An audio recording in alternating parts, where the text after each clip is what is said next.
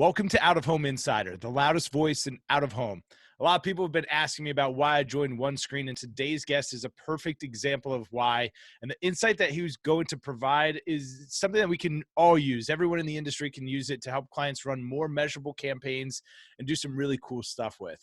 Today's guest is Mr. Christoph Jaretz. He's the Vice President of Marketing and Sales at QR Code Generator, an industry leader in QR code marketing. And today we'll be gleaning insight and data about how companies around the world are using QR codes to generate serious engagement and revenue. Specifically, we'll be talking about QR codes used in out-of-home advertising. Christoph, thanks for being here.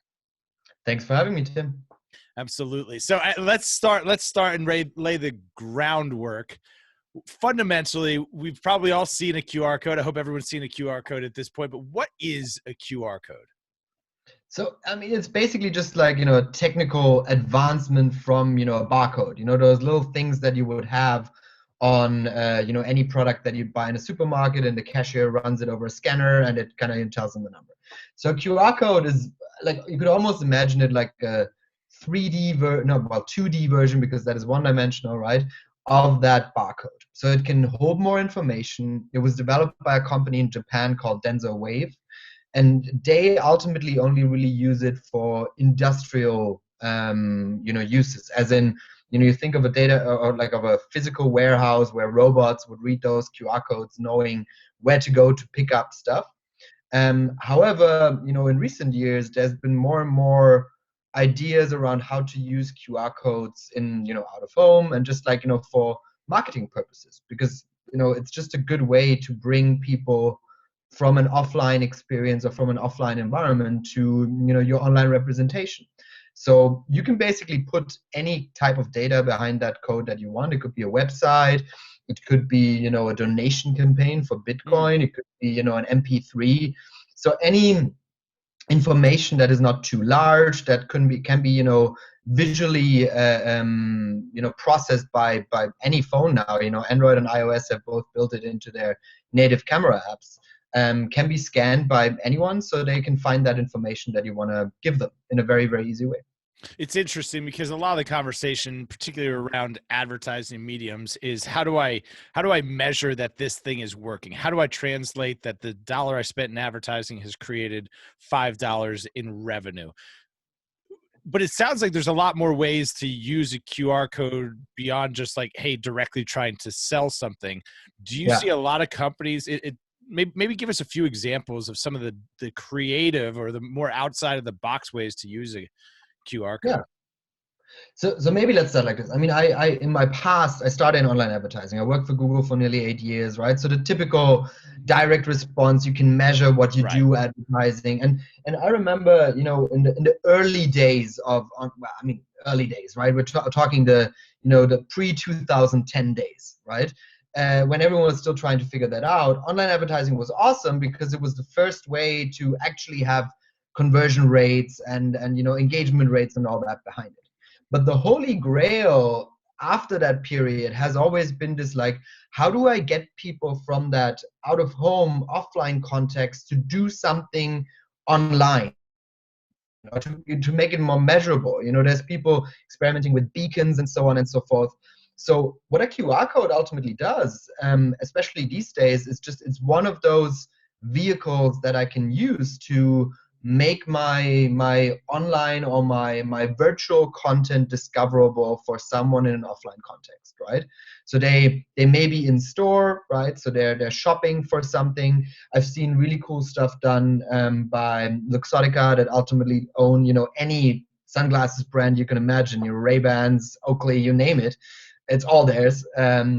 But what they do, for example, is you scan a QR code, you can look at the sunglasses, kind of have a picture taken of your face, play around with it like in a video, virtually try on that sunglasses. So that's cool. You bring someone exactly from that in-store experience and enhance their experience with virtual reality or whatever you might call it, right? The more common use case that you see these days, obviously, with all of us being to more or less extent, depending on where you are, stuck at home, restaurants trying to figure out, how I can do touchless due to the COVID pandemic, to do stuff that's less touchy. Like you don't want to have a physical menu with like Right. plastic lamination or whatever in your hands, and so they're exploring those ways of like, how can I host my menu online? And if you think about it, for that mom and pop shop or mom and pop restaurant around the corner, they may not be like as digitally savvy. It's a very easy way to kind of have a first foray into that. You have your menu hosted online. It's people are more understanding of like, oh, I can scan that code now. And those restaurants are now doing more innovative stuff with it, right? So you don't have to stop at, oh, I'm just reproducing my paper menu and hosting it online, but you can do, again, more interactive stuff. I love the idea of, especially at the more high-end places, seeing something about, if we talk about someone, I know you're in New York, right? Dan Barber doing farm-to-table stuff. Mm-hmm. If I can find out more about the ingredients that I'm being served, where the farm is, I could have a super interactive experience. Like I'm sitting at the table, I'm looking at that menu, I can see where that whatever beetroot is how it's sourced, who the farmer is. You can really have this more personalized experience, maybe even have a multimedia experience around it. And I feel like, people aren't exploring that enough yet. It's just, because again, I think that vehicle of like, getting people to actually easily have an entrance way to that online and enhanced experience hasn't been there. It's really interesting. I think the point I want to latch onto there that you said early on was that it takes the offline experience online, right? Mm-hmm. And the use of content to build a story, right? Thinking about that, that beet salad, and hey, here's it, right? I scan the QR code, and here's this cool little 2-minute video about the farmers where we source our ingredients from. Maybe there's a little profile about the farm, right? Where now we're more connected to the story behind the food. Taking the whole thing long tail is, well, then that restaurant presumably can create more intrinsic value in that dish, right? Potentially charge more, have premium drinks associated with it. Like that's a cool idea of the multimedia experience and really using content behind the advertising. But it sounds like there's still a chasm. There's still a gap that we need to cross in terms of education. What sort of categories or industries are you seeing use QR codes most effectively? Yeah. So let me address that chasm for a second before I go into the industries, right? Because I feel, a few years back, there was this Tumblr of like pictures of people scanning QR codes, right? It was just an empty Tumblr folder because no one ever damn scanned a QR code. Like, listen, coronavirus saved the QR code.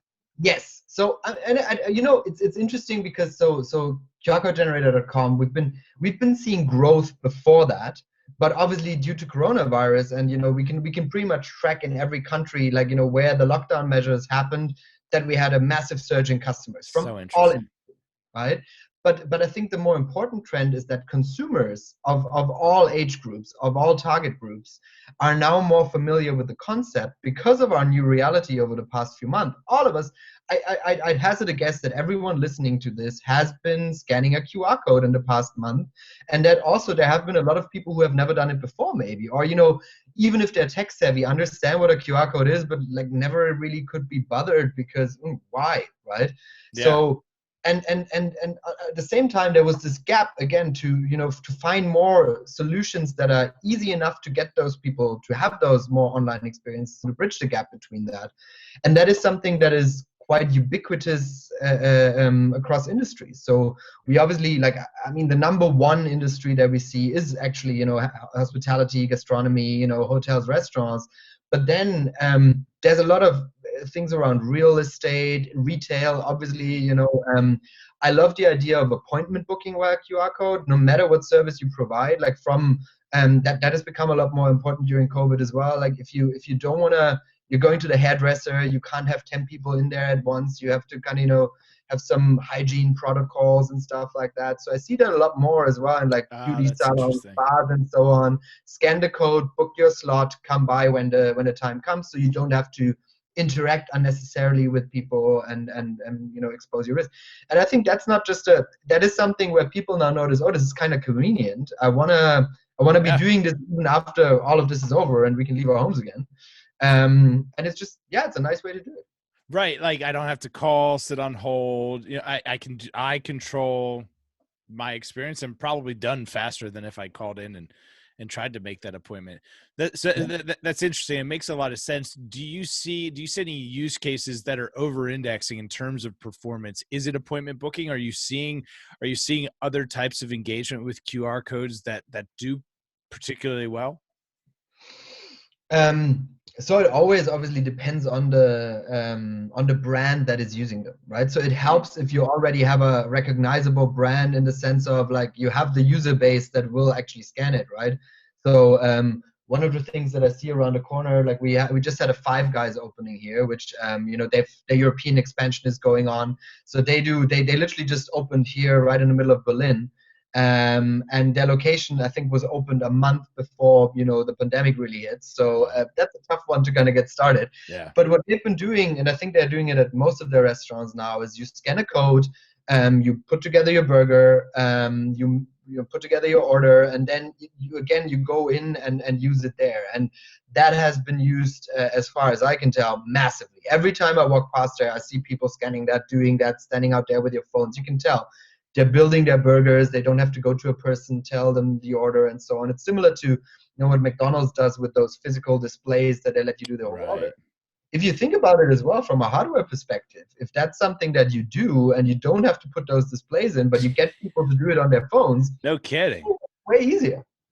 And operationally, it must create a high degree of efficiency, because now I'm not limited by the capacity of one person taking an order and I've got a line of 15 people, right? So customer experience is better. I'm able to get what I want faster, quicker, easier. I didn't have to wait in line. I just placed my order. But then from a business standpoint too, I'm more efficient, right? I'm receiving these orders and I can parse out the work and accomplish these tasks in a more efficient way. And that's really interesting. You talked there about a brand that's established using a QR code versus maybe a brand that isn't established. How do you broach the conversation around expectations of clients using QR codes in advertising? How do you parse that conversation out in terms of what they should expect? I mean, it's important to note that as a business, we are super SMB driven, right? So the majority of our client base, yes, we have a lot of really interesting brands in there, a lot of Fortune 500 companies and so on and so forth. But the bread and butter is actually SMBs. And if you think about it, like most of those people would have, maybe 2 or 3 codes, not like hundreds of those, right? As in, again, like sticking with that little retail thing, I have my shop. I want to be able to, showcase my online catalog to people. I want to maybe have an appointment booking thing, and there's a very preset amount of use cases by industry. So the approach that we've taken is actually to produce content around that as well. I think one thing that we pride ourselves on, I'm really proud of my content team, because they write a lot of their content with the use case in mind for those small mom and pop shops, and no matter what industry, right? So we have a whole category of like literally any business you might think of, from real estate to restaurants to those retail things, to DJs, right? So DJs, linking their SoundCloud mixtapes on their business card, putting that code on there, and it's I've seen really creative use cases. That's why it's so tough to kind of pin it down. What is it actually for? Because like your imagination is kind of the boundary for that, and that's what we've been trying to showcase. Hey, here's a few ideas that we have. But then, my family is in the restaurant business. That's why I keep harking back to that, right? Because I understand it a little bit from growing up. Yeah. And then I talked to my dad, who runs a few restaurants, and he tells me stuff about how they would use it, or how they could use it, that I wouldn't even have thought about. You have that techie mindset, but ultimately the QR code is a vehicle to get people that aren't that tech savvy to think creatively about how they could use that tech and bring people to do something, interact with their business in that sense. It is interesting too, right? And maybe it's a working backwards. If I'm, company A and my goal is to sell more stuff, right? Understanding what the buyer's journey is and how can I use this QR code to be a vehicle, to be a mechanism to either move them from one phase of the funnel to another, or to, bring them along what I know my buyer's journey typically is, and shorten that sales cycle. Are there specific offers, if we get down to the nitty gritty, right? We've got a brand who's like, hey, I'm a gym and I want more gym, membership signups. I want more leads, right, for my sales team to close.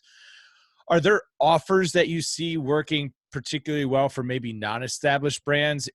Are they financial, like, hey, $25 off, first month free? Are you seeing specific offers like that working well for maybe not established brands?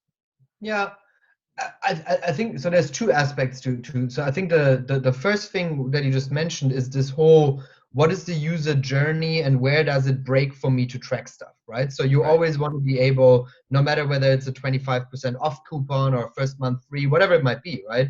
And I think where that code comes in is, let's stay with the fitness center that you just mentioned, right? So I'm talking to a trainer, at the desk there. I'm interested in joining. They gave me like a little leaflet with all my information, or these days showed me a screen with all the information, whatever it might be. And they have me scan a QR code, so they know that, okay, X many people that they scan the QR code. So let's say 100 people scan it, right? 30 people sign up for package A and 10 people sign up for package B. The rest drops. That is still better than what I would have had before with just people having a leaflet. Now they type my address into their browser and may close a membership with my gym there. I wouldn't have been able to track that because I didn't have a cookie or anything on that. So that is one aspect that I think, no matter whether you're a small business or a large chain advertiser, bridging that gap is core, and then getting some extra data on that. But then when it comes to which offers work, it's so situational. I don't even think that you always have to necessarily offer a discount. It's more about what is the value that you provide to your customers, and do you actually understand what drives them right now? So again, like in this day and age, like being touchless and making it as easy as possible to interact with your business without, a lot of people are afraid because of all the news and media going around, and it's I have people in a risk group in my family. I don't want to put them in danger, so as much as I can minimize contacts, I will do that, right? So the business that allows me to do something as contactless as possible and be respectful of the people around me and don't put them at risk, that is already a selling factor. And then on top of that, well, gyms are a tough sell right now because many of them aren't open, right? Yeah. But again, if I can bridge that gap between the offline and online experience, I think that's what the biggest competitor for gyms right now, as in Peloton, is doing, right? So the Peloton store around the corner from me has a QR code in the window, right? So they want you to try that stuff out, but they also want you to see those lessons online. It's bridging the gap between what you offer offline, as in like the physical product, for example, for Peloton. But also, if I can now show you also a video of what our courses look like, I've made it multi-experience, multimedia, right? So it doesn't always have to be a hard discount or whatever. It can also be just setting yourself apart from competitors and seeing that you've got an holistic offer, right? Yeah, and I think that's really great distinction to make, is we're not just throwing QR codes onto advertising and expecting to all of a sudden be able to track 100 new sales. Yeah. Right? We've got to consider, all right, who is seeing, who's engaging with and interacting with this piece of advertising, just right from jump. And then what's the next thing? Like what is the next step in that customer's journey? Like what is it that they will likely do, and can we shorten that gap? So having consideration, having a thought process behind the QR code, and then understanding, okay, if somebody does scan this, where's it going? Right? What's the quality of the content behind it? If this is direct in my social media, is my social media up to date? Like, are these things, have we checked the boxes, right? Have we really given enough thought to this? What are some common misunderstandings around QR codes? So I think the one that you mentioned is like, do people actually understand what it does? Right. So the easiest thing to make your, your scan rate and like, the adoption rate of your QR code better is everyone has a damn black on white QR code, right? Use your brand colors, put your logo in the code. So the interesting thing is, you can really, we provide an editor, but like you can do it obviously yourself with, like graphic design and so on as well.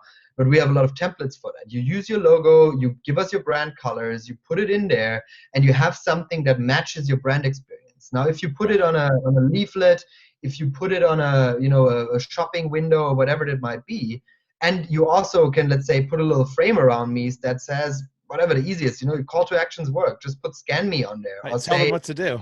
yeah, or tell them what the code does, right? Like scan me for more information, or see a video of how this product works, or scan for menu, stick with the restaurant example. Yeah. It is flabbergasting how many people are like, okay, I need a QR code now. So I'm going to have this black and white thing that I print out in bad quality, maybe even too small so it's hard to scan, and I just slap on my table, on my window, whatever. So if you really, you have to see it as an integrated part of whatever you do in advertising as well. And the more it matches your I don't know, your brand language, your brand colors, the more adoption you're going to get. Only Makes thing I'll sense. say is, yeah, don't go too crazy on it, because people should still recognize it as a QR code. That is the only thing that I'll say. You can do crazy stuff with it. I always see those kind of branded things that I wouldn't know that it's a QR code anymore. I've seen one on a I think it was ham or something like that. You don't have that brand in the US, so I won't even mention the brand. But it's literally a package of ham where they put a QR code in a heart on the product packaging. And I mean, I work with those things day by day. I had to do a double take. And is that a QR code? So it's just, that is the only limitation I'd say. But apart from that, don't make it boring and tell people what's behind it, and you'll get more scans. And so maybe, do you have any interesting data around that? I'm a bit of a data nerd. I'm just curious, like, presumably, right, the QR codes that are brand cohesive and look like an asset or get scanned more, but what sort of neat nuggets do you have on the data behind this? Yeah, so I mean, like a very, very broad number, right? So it's at least, the minimum uplift that you'll see if you do it properly and put a call to action on it is 4 to 5x. However, Wow. I will caveat that, because you're asking a very broad question. Sure. You have to understand we have millions of customers across various industries. So it's really, where are you putting this? What is behind the code? Like how well trusted is your brand? So it's very broad. But in broad spectrums, you're definitely going to get significantly more scans if you make it clear what's behind it and make it enticing for people to scan it. Are there any campaigns that stand out to you from an out-of-home standpoint? We're seeing it more now in out-of-home. I've got a couple pulled up here on my screen here that that stood out to me. But anything that's jumped off the table and really grabbed your attention over the last couple months? Yeah, so I mean, one that this is a nice one, right? So again, like, and I think the one that you're showing there, it says scan me, with that little how would you say, like the little gift wrap on it. So again, that's the easiest call to action that you have, right? You want people to scan it. But still, this could be even done better by saying for what it is. I mean, in this case, it's for this Valentine's dinner show that I can book. I like this as well because it matches the brand colors. It's a very kind of clear bits. Yeah, it's that does a lot of things right, and it's also big enough for people to scan it, right? So even if I think the important thing for out of home or like ambient advertising in that regards, if you put it on a big billboard, the code has to be big enough for someone to scan it from. Okay, now I have to do like meters and feet, but let's say you have to be a few feet apart. No one's gonna stand in front of that billboard on Times Square and fiddle with their phone to scan it. So I think that's important to note, right? Are there any limitations in terms of size? Like, is there too big for a QR code? Is there too small? There is too small. I think, like, if I might, again, like centimeters, inches. So I think it's around 2.5 centimeters, and you need to help me with my inches there, right? So as a European, I always think in metric, but it should be, that is the minimum size, that is 2.5 by 2.5 that you should usually have. Okay. For it to be scannable. It could still be scannable. Sometimes you see smaller ones, but if you want to make sure, that's what you should go by, right? Got it. And too big? Too big? I haven't heard of something being too big. I mean, the only thing that I would pay attention to is, depending on what tool you use, right? Your the pixel size and so on needs to be big enough to not mess up those corners that you have and the actual the area of the code. But technically, at least, there's no too big, right? So you need to still be able to obviously like scan it with a camera. I think it's more of like, what is the aspect ratio of how do you envision standing people in front of that? So if it's in a store window, and you do whatever, like 3 feet by 3 feet, right? That is probably fine. Like, it's big, but people, if they stand, 3 to 9 feet Yeah. apart or so, they can quite easily scan that with their phone, right? However, if again, like if I use the one that you're just showing there, that is like, on a building and further up, it needs to be even bigger than that to some extent, and it should also not be, hidden or obfuscated in a way that you're like, most of your users are going to use their by now the Android or iOS built-in camera to recognize that code, right? Many Yep. few people still use like QR code scanner app, as used to be the case, right? So just do some testing around that, like get an iPhone, get an Android device, see if it works, and yeah. No, it's very cool. And talk to me about this one. This I just love this piece. I stole this right off of your LinkedIn page, but this is pretty cool. And this was a campaign to help artists and with donations. Yeah. Yes. So the idea behind that is, it's Mural, and that artist would put a Bitcoin link in that regards behind it. So that code would then lead to their Bitcoin wallet. You can make a donation. You can also find out more about the artist, obviously. But that's a very creative use case. I've also seen the same thing. We've talked about MP3 a little bit before. I've seen a DJ have some artistry behind for their set in a club and stuff like that, also with a QR code behind it that let you download some of their mixes, right? So it's from that artistic standpoint, there's a lot of different ways of getting people to follow you, or to buy pieces of you, or whatever it might be that you want to achieve. It's very cool. Christoph, where should folks go to learn more about what it is you guys do? If maybe there's a brand listening, or a media company who's working with somebody, where can folks connect with you, learn more from you? Yeah, so it's relatively easy. Our website is qrcodegenerator.com. Easy to remember. And we have, so if you have different businesses, we have two sections which are basically QR codes for, which is, any business type that you may have, that will have some blog articles that give you some ideas of like, how can you use it for your business? And then we have another section called QR codes on. So let's say if you're more in the product side, you're thinking, hey, I want to design this packaging where I want to give, I've seen a lot of vineyards doing that right now, where they say, hey, I want to put this on my bottle of wine and I want to show people what the vineyard actually looks like. Some cool examples there. Cool. Specifically, right, if you put it on a bottle, you need to think about the curvature a little bit as well, right? So where it's placed on the label, that it's still scannable. So there's a few aspects there, right? So maybe that's one that we forgot just now. If you're doing a billboard, and it's not one of the classic ones, but I'm forgetting the English word now, right? Those round billboards that you still find. Even the one we just had up for the dinner, it had angled Yeah. panels on the side, right? Yeah. Yeah. So test that, check that out, because that can screw it up, right? So if that ratio is like a little bit off, especially on product packaging, it's just something that I would always test. But we've seen a lot of. I know that Cheez-Its had like a promotion now with the MLS or something like that on the back of their packaging, where you could also scan a QR code to win tickets to some MLS games. Where I'm like, okay, there's no MLS games right now, so but fine. But I do like Cheez-Its, so yeah. So I like Cheez-Its, and I like that they have a QR code on it. So that is by the way, one of the fun sides about this job is like, I've known about QR codes, I've scanned them before, but after taking these jobs, I see them everywhere. It like makes you, go through the world of, and it's exactly that example for out of home, right? You're out of your home, you don't even realize how many QR codes are around you. And once you start taking kind of, pictures or, noting them, you're like, oh, that's a cool use case. And you just start seeing them a lot more.